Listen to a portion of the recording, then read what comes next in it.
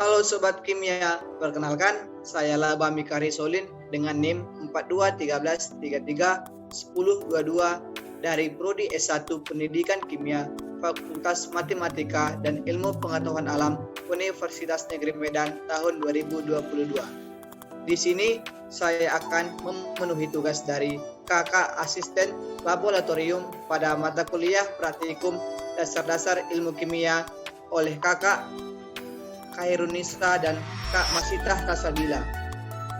Di sini saya akan menjelaskan materi tentang pengenalan alat dan teknik laboratorium. Pengertian laboratorium.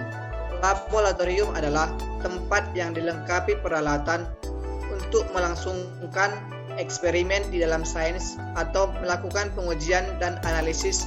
Bisa juga diartikan sebuah bangunan yang dilengkapi peralatan untuk melangsungkan penelitian ilmiah maupun praktikum.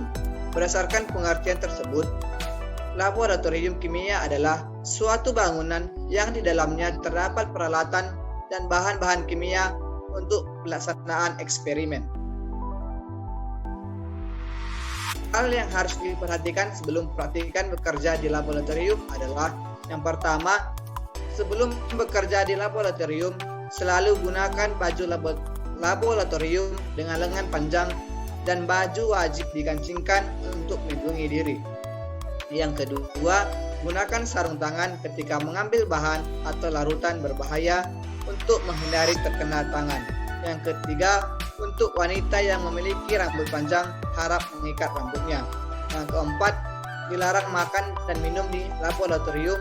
Yang kelima, persiapkan alat dan bahan yang dipergunakan sebelum memulai praktikum. Yang keenam, selalu perhatikan langkah kerja praktikum dengan benar.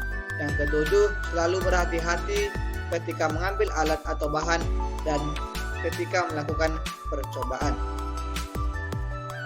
Alat-alat laboratorium. Yang pertama, pembakar spiritus.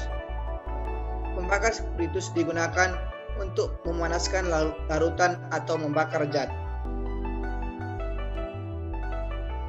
Yang kedua, molimod. Molimod digunakan sebagai alat peraga untuk menggambarkan bentuk suatu molekul. Yang ketiga, barometer. Barometer digunakan untuk mengukur tekanan udara. Yang keempat, pembakar Bunsen. Digunakan untuk pemanasan, sterilisasi, dan pembakaran ataupun uji nyala. Yang kelima, corong pisah.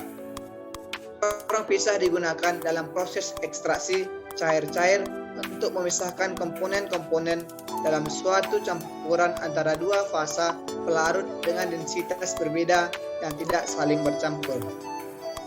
Yang keenam, tabung reaksi.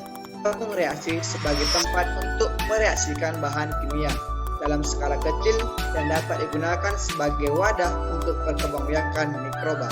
Yang ketujuh, rak tabung reaksi. Tempat meletakkan tabung reaksi saat digunakan dan untuk menyimpan atau mengeringkan tabung reaksi setelah dicuci. Yang kedelapan, gelas ukur. Gelas ukur digunakan untuk mengukur volume zat kimia dalam bentuk cair.